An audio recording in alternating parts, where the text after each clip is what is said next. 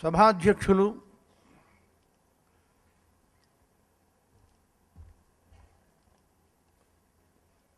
తెలంగాణ రాష్ట్ర ప్రభుత్వ భాషా సాంస్కృతిక పర్యాటక సమాచార పౌర సంబంధాల శాఖల సలహాదారు డాక్టర్ కెవి రమణ గారికి, ముఖ్య అతిథి గ్రంథావిష్కర్త తెలంగాణ రాష్ట్ర సాధకులు గౌరవ ముఖ్యమంత్రి వర్యులు మాన్యశ్రీ కల్వకుంట్ల చంద్రశేఖరరావు గారికి, నేను రచించగా ముఖ్యమంత్రి గారు ఆవిష్కరించిన నింగికెగిరిన చెట్లు అనే ఈ కవితా సంపుటిని సముచిత రీతిలో పరిచయం చేసిన భాషా వైదుష్యం పండించుకున్న దర్భశయనం శ్రీనివాసాచారి గారికి, తొలి ప్రతి స్వీకర్త డల్లాసులో స్థిరపడిన ప్రముఖ కార్డియాలజిస్ట్ ఇవాళ ఆయన ప్రసంగంలో కావ్యాలజిస్ట్ అనిపించాడు, డాక్టర్ శ్రీనివాసరెడ్డి ఆళ్ల గారికి, గాన నిపుణతను కనపరిచిన టెక్సాస్లోని తెలుగు అసోసియేషన్ ఆఫ్ హ్యూస్టన్ పూర్వ అధ్యక్షురాలు శ్రీమతి శారద ఆకునూరికి, ఈ వంశీ ఇంటర్నేషనల్ పక్షాన ఈ కార్యక్రమాన్ని రూపొందించిన, ఏళ్ల తరబడిగా నా ప్రతి పుట్టినరోజు పండుగను తమ పుట్టినరోజు పండుగలుగా జరుపుకుంటున్న వంశీ సంస్థ వ్యవస్థాపకాధ్యక్షులు వంశీ రామరాజుకు, వేదిక మీద ఉన్న అతిథులందరికీ సదస్సులకు నమస్కారం.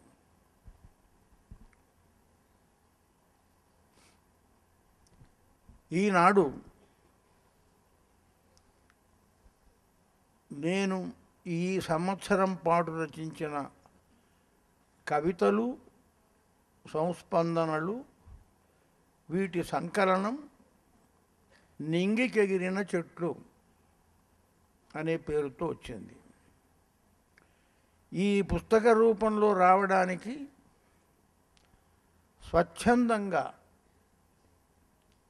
లోగడ గ్రంథానికి కూడా అందించారు. స్వచ్ఛందంగా ఆర్థిక దోహదం కలిగించిన శ్రీనివాసరెడ్డి గారిని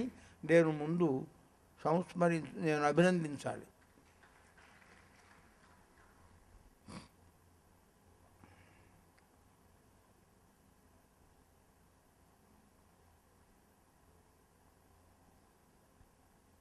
ముఖ్యమంత్రి గారు మాట్లాడుతూ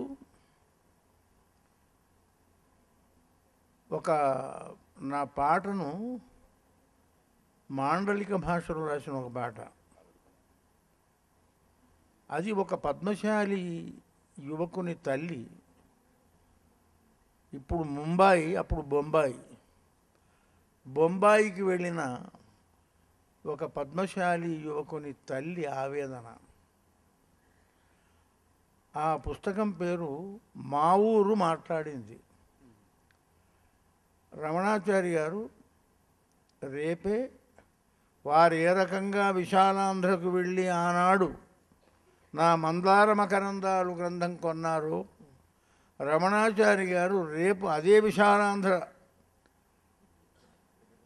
వెళ్ళి, వాళ్ళ బుక్ డిపో ఉంది అక్కడ, బహుశా ఉంటుంది, ఎప్పుడో రాసింది, మా ఊరు మాట్లాడింది అని కరీంనగరం మాండలికంలో రాసిన పదాలతో, వాటి వివరణతో ఒక్కొక్క వృత్తికి సంబంధించిన ఒక గీతం రాశాను. అందులో ఒక గీతం 6 పాటలే ఉంటాయి, వ్యాఖ్యానం ఉంటుంది, తర్వాత పదాలకు సంబంధించింది. అందులో మీరు అన్నది ఇది నేను చెప్పవలసింది కాదు, సందర్భం కాదు ఇది.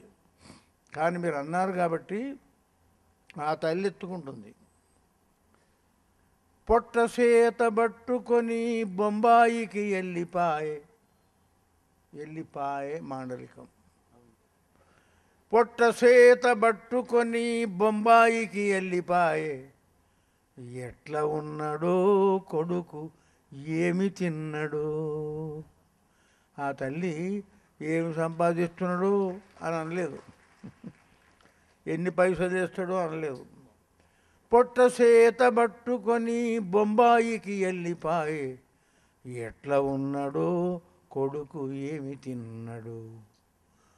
ఊరుగాని ఊరట, దారిగాని దారట, భాష తెలియనోళ్లకు ఆ పట్నం ఒక అడివట.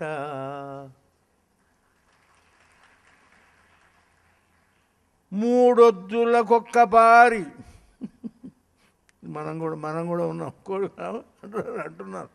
మూడొద్దులకొక్క పారి కోడి కూర లేకుంటే కంచమిసిరి కొట్టే నా కన్న తండ్రి ఏమి తినెను.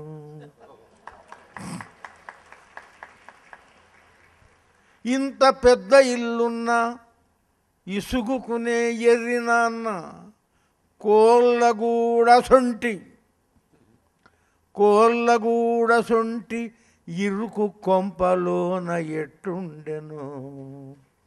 చివరి చరణం మధ్యలో ఉన్నాయి. చివరి చరణం మీరన్నది.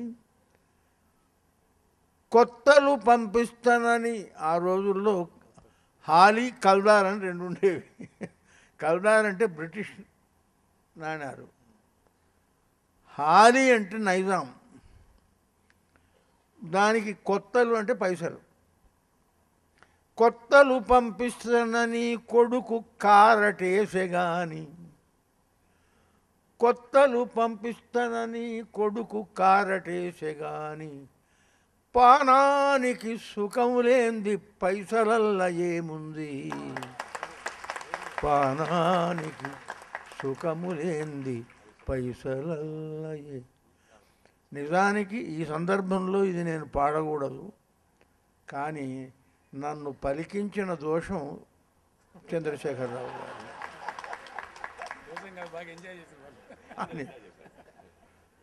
అదే ఔచిత్యం గురించి చెప్తాను. ఇంకా చక్కగా దర్భసేనం మాట్లాడాడు సంక్షిప్తంగా, ఇంకా ప్రసంగించవలసిన అవసరం లేదు. నా గ్రంథం గురించి నేను చెప్పుకోవడం ఆత్మస్తుతి అవుతుంది. నేను ఒక్క వాక్యం చెప్తాను. ఏమండి మీకు ఏది చాలా ఇష్టం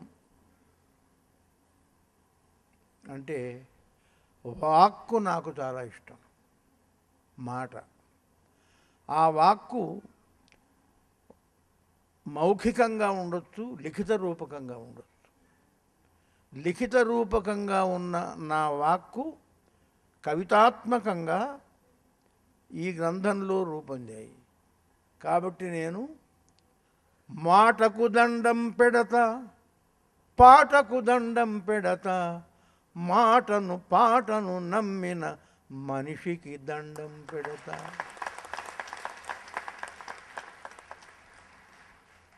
పురుషోత్తముడు అనే శబ్దం వింటాం. పురుషోత్తముడు అంటే దేవుడు, విష్ణువు అని. అసలు పురుషుల్లో ఉత్తముడు పురుషోత్తముడు. ఏ పురుషుడైనా ఉత్తముడైతే అతన్ని దైవతుల్యంగా చూసే మనస్తత్వం నాది. మీ ఇష్ట దైవం ఏది అని ప్రశ్నిస్తుంటారు అప్పుడప్పుడు. నా ఇష్ట దైవం వాక్కు, శబ్దం. ఆ శబ్దం వల్లనే నేను 1952 ప్రాంతంలో రాసిన నవ్వని పువ్వు గేయనాటికల సంపుటి మొదలుకొని నింగికెగిరిన చెట్లు వరకు ఆ శబ్దమే నన్ను నడిపిస్తున్నది. ఆ శబ్దానికి, నన్ను నడిపిస్తున్న, నన్ను పలికిస్తున్న ఆ శబ్దానికి నా కృతజ్ఞతలు, అభినందనలు తెలుపుతూ ఈనాడు వాంగ్మయ వ్రతులైన ముఖ్యమంత్రి చంద్రశేఖరరావు గారు ఈ లోపల 3-4 కార్యక్రమాల్లో పాల్గొనవలసింది. అక్కడి నుంచి సైగలు చేస్తున్నారు వారికి సంబంధించిన వారు.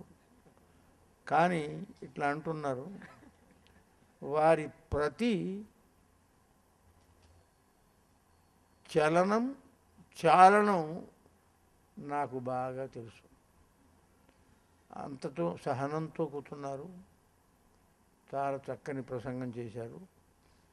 మా రమణాచారి గారు ఆత్మీయులు, ఏళ్ల తరబడిగా అనేక పదవుల్లో ఉండి ఈనాడు చంద్రశేఖరరావు గారి ప్రభుత్వంలో, ఈ రాష్ట్ర ప్రభుత్వంలో సలహాదారుగా ఉండడం అనేది ఆ పదవికే గౌరవాన్ని ఆయన ఆపాదించినట్టుగా భావిస్తూ వక్తృత్వం, వైదుష్యం రెంటిని మేళవించుకున్న దర్భచేనం శ్రీనివాసాచారి గారిని ఈ గ్రంథం ఈనాడు ఈ రూపంలో ముందుకు రావడానికి ప్రధాన కారకులైన డాక్టర్ శ్రీనివాసరెడ్డి గారికి, ఈ కార్యక్రమాన్ని రూపొందించిన వంశీ రామరాజు గారికి, మిగతా వారందరికీ నా కృతజ్ఞతాభివందనాలు తెలుపుతూ సెలవు తీసుకుంటాను.